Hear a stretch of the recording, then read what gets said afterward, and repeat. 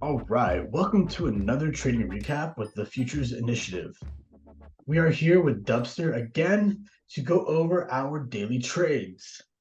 Now, for those of you just tuning in and watching this for your first time, we like to do this on a daily basis. We like to always review our trades, the good, bad, the ugly, and the great.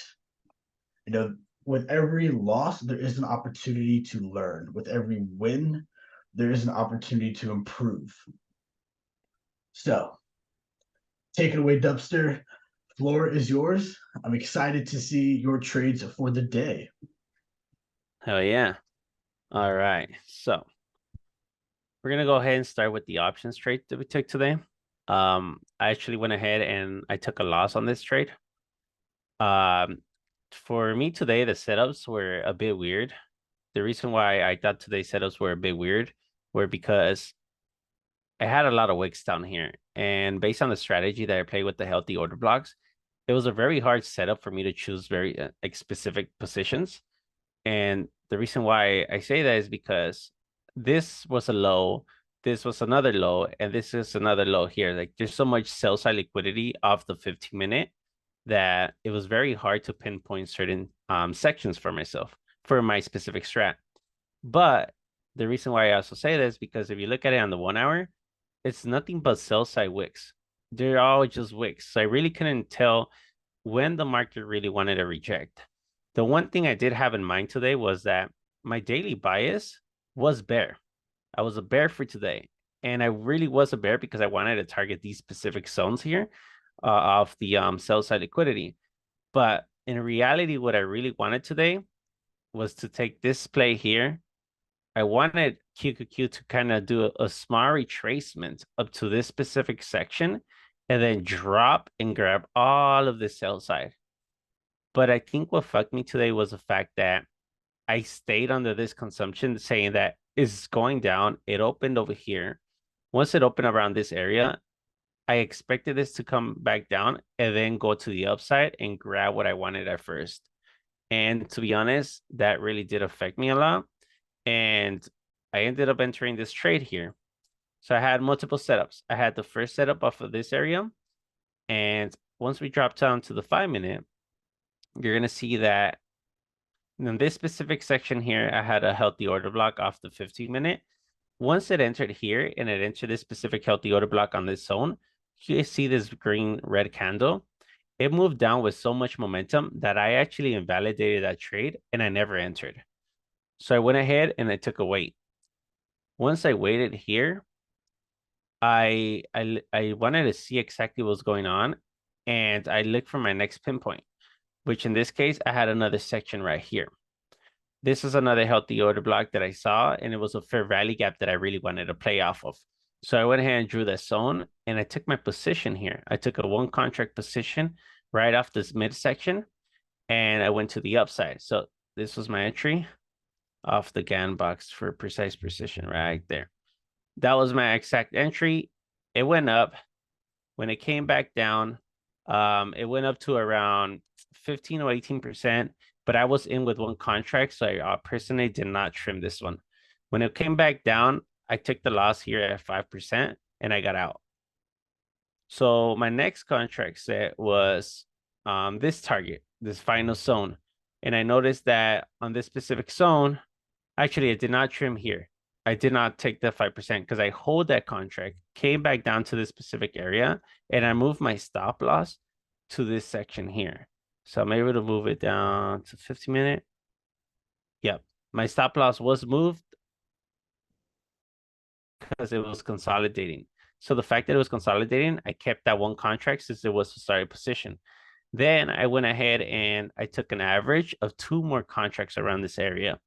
When it came back up after a while, because I took it as soon as it was around this here, it came down, went against me. I still hold the position. Once it came up to here, I took a negative 18% on 2 contracts, and then I went ahead and swung the rest for Monday. This was a strategy that I used for options, the options trading today. So I did take a loss. I didn't go heavy. I didn't go heavy because of this specific section. My trading strategy was just not there. It was very hard to pinpoint down. So that's the reason why um I felt this way on this specific trade. But one thing that we did take today and is that I didn't validate the same thing on NQ. Same exact trade. I did not enter it. But when we were inside here, I went ahead and I took an uptrend, a long position here on the same exact section. I averaged down for QQQs and expected it to go up. And then after that, I put my stop loss at this specific section here, which was a lower wick off the 5-minute. And as you guys can see, it did win against me at first. When it went against me, it did not wick me out. Went to the upside.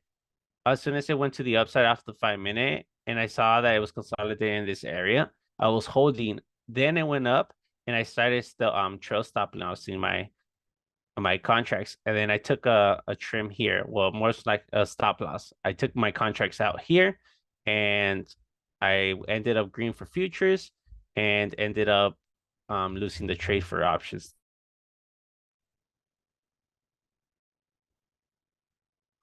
That is interesting because I knew that we were expecting a small pullback today. Mhm. And it's crazy how this happens is although we expect a small pullback, we're still we still play the bullish sense. And this today showed no signs of bullishness, and yet everything bearishness. Like this was a crazy amount of bearish price action.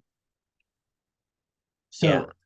So so when you took the position to the upside, was it more for a corrective measure, or did you believe that was a reversal point?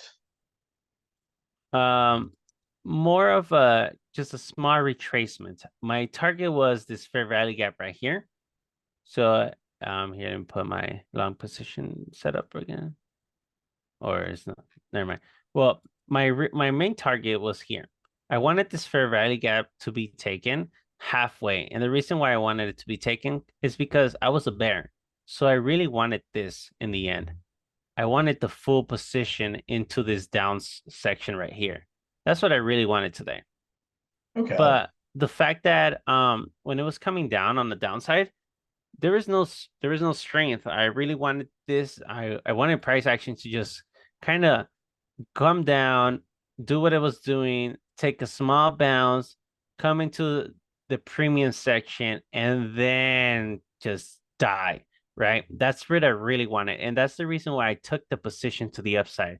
But little did I expect just for the market to be on a downtrend nonstop, no retracement. I mean, look at this. The fact that it consolidated in this section was a signal to myself saying, look, this is going to want to go up now. It's basing just to go a quick retracement to the upside. That's what I had in mind. I did not expect this to continue all the way to the upside, but I really wanted this fair value gap to get targeted so I can come down with the trend. That's what my main goal was. Absolutely. And I completely agree with that. I had a fair value gap that I misread on my options trade that Mm-hmm. was my signal for downside momentum. Okay. But I did believe that we should have had a retrace back up at least a bit on NQ, Yep. but we had no such retrace. And that is what should have signaled to me that we were trending downward with Yep. no recovery. That should have been my signal to change my daily bias. But like I said, every loss is an opportunity to learn. And this is an opportunity to learn and take our bias into consideration and play off it without question. It Yep. shows that in each one of these recaps, our bias is on point, but we end up trading against it. Yes, our entries are a bit off, I would say. Well, In a I, way, not really. I would say our entries are great, but we're looking against our bias. Yes. And I think that that's one area that we both can really work upon is to really take that learning of trusting our bias more, trusting it with absolute conviction, and where we are not wavering until proven wrong, which we were not proven wrong. Yeah. Yeah, I think what I will also do moving on forward, I mean my healthy order blocks are always based off the 1 hour and the 15 minute. And I noticed this right off the bat when I put my charting off on the community place early in the morning before market opened.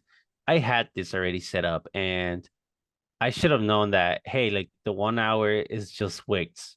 That's all I see. I don't see anything. I don't see an order block. I don't see anything after 1 hour. And maybe that's an indication. I mean, this is the first time I see this and for my specific strategy entry. So maybe moving forward, if I ever see this, instead of a trading that day, I'll probably use it as a testing day and go ahead and see how the price action reacts on this specific days like this. You know what I mean? So I think Absolutely. from today experience, based on the strategy that I'm using, I'm gonna go ahead and take the bench on this following setup again once to see it again in the future. Because this is how the 1 hour looked, and then I'm looking at the 15 minute, and I'm wicking down on this section. This one right here, there's no healthy order block. This thing is just wicking down. But I found this area right here off the 5 minute, which is why I expected this bounce. But then on this one was an actual healthy order block, and which is why I really wanted to enter here. But when it came down with so much momentum, I instantly invalidated it and never even bothered trading to the upside. Now, the question here is when I'm in situations like these from now on, do I have an entry point from the downside? Do I have a strategy for the downside? Because as of right now, at this moment, as the price action looks, I personally don't have anything to the downside.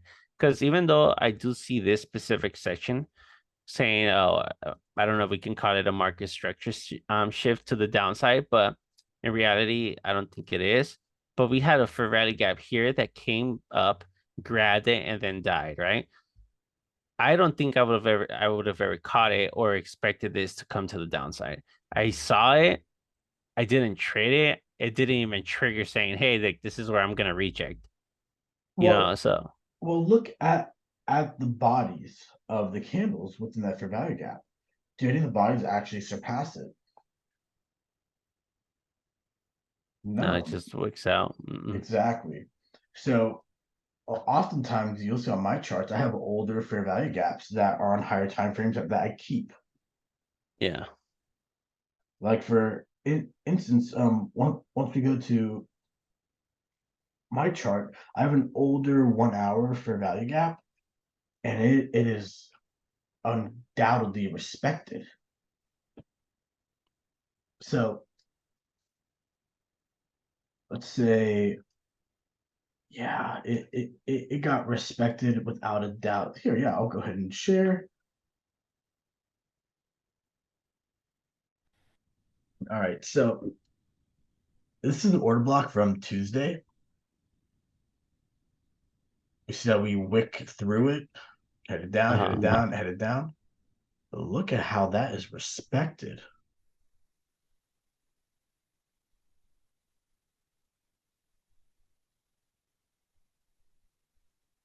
Look at that. I mean, that is just crazy. Then this 4 hour fair value gap, crazy how that it just got ran through. That thing got ran through. I do expect, and we're still in this daily fair value gap, this larger zone. I do apologize for my screen looking very colorful, but this larger fair value gap is a daily fair value gap. We've wicked off this 1 hour fair value gap on the downside right here from August 29th. Didn't quite take out the lows. And I'm wondering, are we going to wick through the bottom of this fair value gap and then rocket up? What I have seen, so imagine this setup right here, right? Where you run down, run up, run down, almost taking out the lows again. And then it runs up and breaks the highs. Hmm.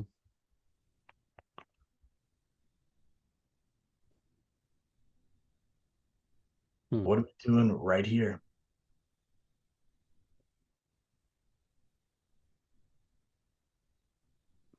The run up, run down, Hmm. almost take out the lows, which would mean this is going to have to come down really far. Yeah. But I am intrigued to see what happens later.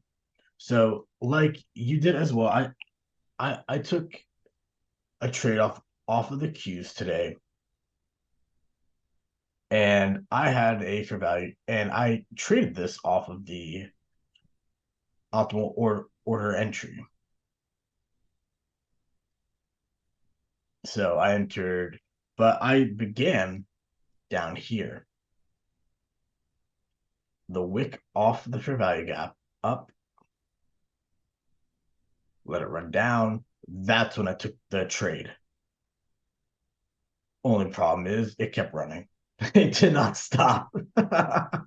Yeah. Whereas we thought, okay, took out the fair value gap, it's gonna stay within the 4 hours. Nope. It just ran through.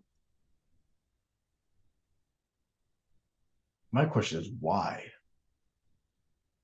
But this was an incredibly balanced price range. So that put this back completely balanced. Yep. Seriously.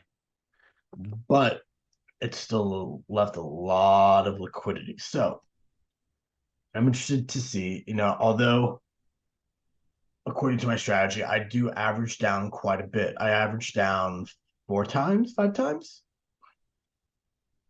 But when I average down, I'm just getting closer and closer to the true value, which brings my absolute loss closer to zero. Because if I stayed up here and just held it and let it go all the way down, I mean, I would be down 80, 90%. Hmm.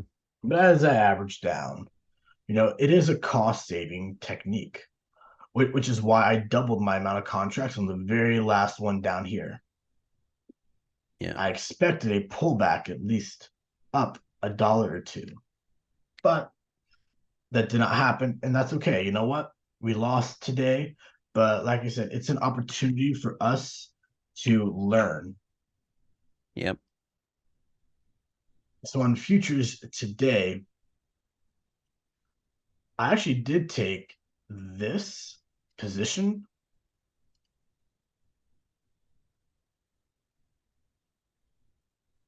I grabbed this position right here. I went in with 15 micros and let it go.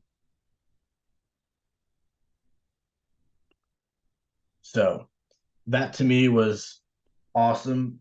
But I did trim quite a bit. I am not used to holding, therefore it's hard sometimes for me. But would I have loved to have it gone the other way? Absolutely. I did take a couple trims on the way down. I did take a couple plays like here. As soon as they came back up, I took a play here. My stop loss was up here. Right here. But I put my profit target right down here. So is it a great risk to reward? Absolutely not. But this is also a great place to see price run to and potentially reverse, which would hedge my longer position in options. Makes sense. Overall, we were green for the day on futures as well, but was sad to see, that we did not follow our initial bias. Yes. But we're going to change that. And I would love to explore ways to change that, whether it being, hey, let's write our daily bias, and now let's wait to be proven wrong. But until we are proven wrong, we need to stick to our daily bias. Yes. That's actually not a bad idea. So in the Discord, let's go ahead and write down our daily bias every single day after we do our recaps, Hmm. and let's go about it that way so that everyone knows what our bias is, and it can be an open discussion. I would actually love for it to be an open discussion. I'd love for everyone to give their daily bias, but I think that will help us in the future. Also, you know what was a dead giveaway right For the here? downside. Okay. One, I mean, it showed it to us many times. Yeah. Look at Failed this. to break structure. BOS pretty much. Sure. But and then it came down with such conviction and never came back. Hmm. That, I believe, is what should have really helped solidify our bias, because let's look at like another day. So, I mean, outside of news days, Monday. Okay.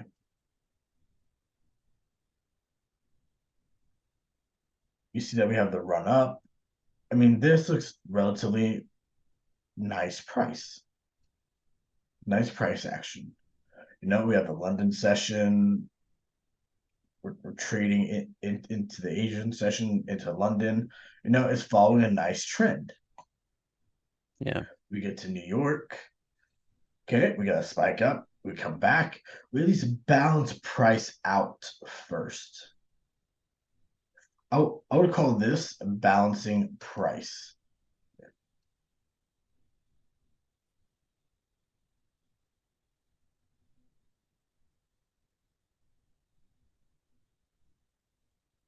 All this is balanced. Now, we had areas where, oh my goodness, where this just came down too perfectly, where there were many opportunities for us to have caught this. Yeah, I think we were just blindsided by a small retracement. I think we took that as evidence against our bias, but I think we definitely need more than one retracement to to say that our bias is wrong. That is correct. Like, maybe until we have a correction like such here, and it's a V-shaped correction, that would change my bias. Okay. But something like this, no, it would not. Like this Tuesday, then we come into the next week, and then we come all the way down,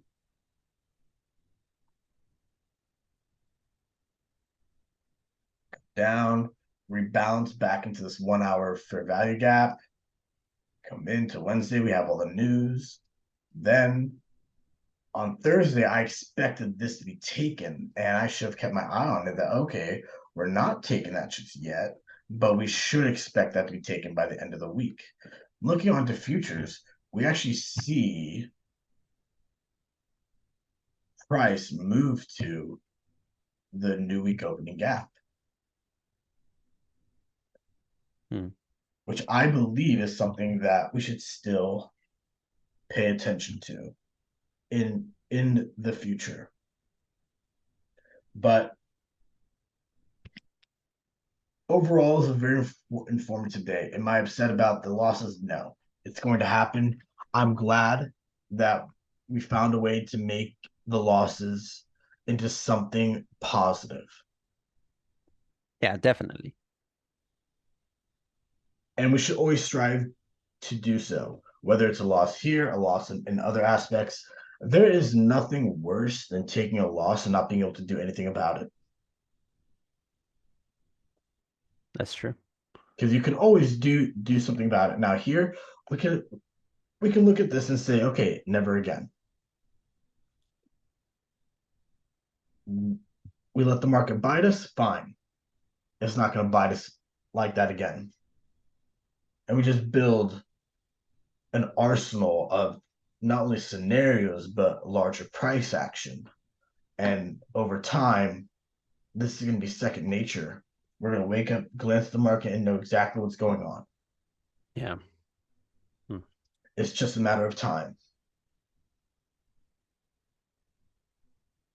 But are there any questions you have regarding my analysis, regarding today, regarding your own analysis?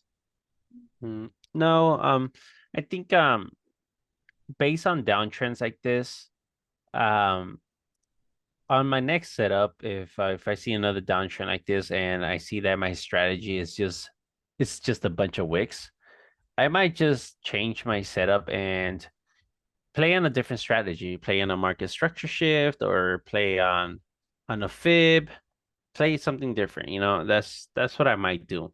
So I'm just thinking about what I could possibly do on the next day that I end up in look into the situation again. Because even if I'm trading right now to the downside, if I use the fib, I would have never saw it.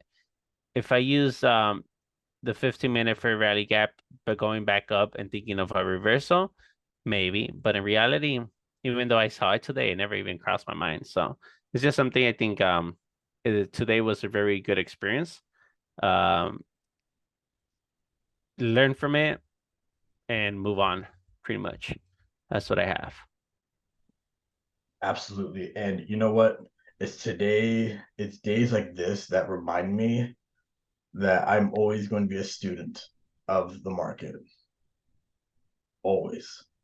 It always is going to teach me something, and then I'm gonna learn that, and then wait for it to teach me something again. And I'll learn that Hmm. too. But that margin for error is gonna shrink every single time because we're gonna get better and better and better at this. That this will become second nature. Like I said, you'll be able to wake up in the morning, look at the time, look at the chart, and say, okay, I know what I'm doing. Yep. Oh yeah. And that is the goal, is then to be able to build that freedom to be able to do whatever you want, whenever you want on your timeline and on your schedule, and have the backing that'll be life changing. But with that being said, I want to thank you so much for taking the time to do the trade recap with me, Dubster. It is always a pleasure, and I look forward to our next trade recap on Monday. Hell yeah. Thank you so much for having me. Absolutely. All right, everyone, take care, and we will see you later.